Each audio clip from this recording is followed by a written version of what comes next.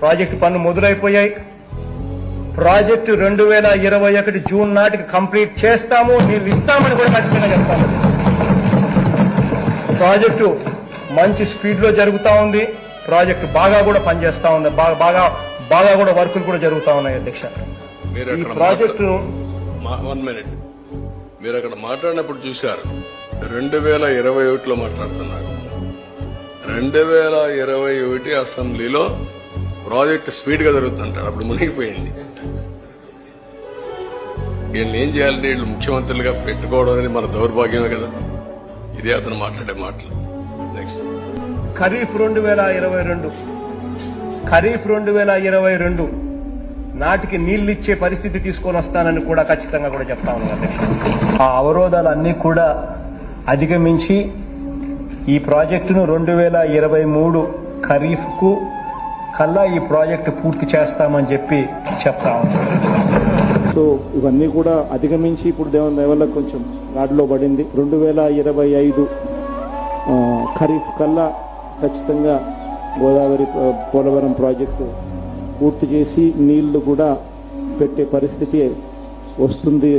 July ఆగస్టులో ఆ వరదలు 2025 జూలై ఆగస్టులో 41.15 మీటర్లలో నీళ్లు పెట్టే పరిస్థితి కూడా ఇది ఈ పోలవరం ప్రాజెక్ట్ అనేది వెరీ వెరీ కాంప్లికేటెడ్. అంత తేలిగ్గా అర్థం కాదు. ఏంటి అంత అర్థం కాదని గట్టిగా చెబుతున్నారంటే నాకు అర్థం కాలేదు కాబట్టి నేను అనేక సార్లు విజిట్ చేసి స్టడీ చేసి అనేక మంది అడ్వైజర్తో మాట్లాడిన తర్వాత నేను నిర్ణయం తీసుకున్నా. ఇది ఇప్పుడు పూర్తయ్యేది కాదు అని చెప్పిన మొదటి వ్యక్తిని నేను. విన్నారు కదా ఎంత ఆలస్యం అయిపోయిందో. ఓకే, ఒక సెకండ్ వన్ మైక్.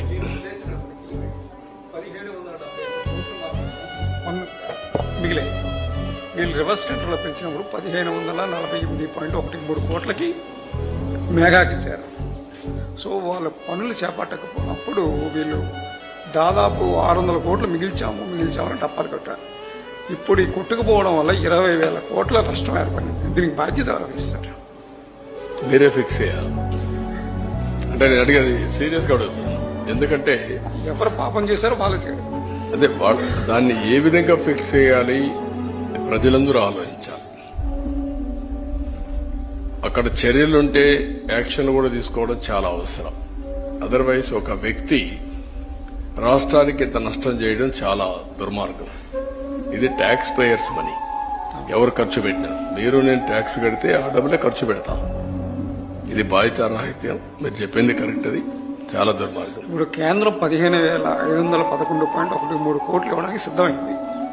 కేబినెట్ లో నోటు కూడా రెడీగా ఉంది. దాని మీద మీరు ఏమైనా పర్సూ చేస్తారా? నేను పర్సూ చేయడం డెఫినెట్గా చేస్తాను. ఒకటి టెక్నికల్ గా వేర్ ఆర్ వి, నేను మీకు చాలా స్పష్టంగా చెప్పాను. 33% డయాఫామ్ వాల్ డ్యామేజ్ అయింది 3-4 ప్లేసెస్ లో. అవి కూడా రింగ్ బండేసి సరిపోతుందని చూపించారు నాకు, రింగ్ ఫెన్సింగ్ కింద.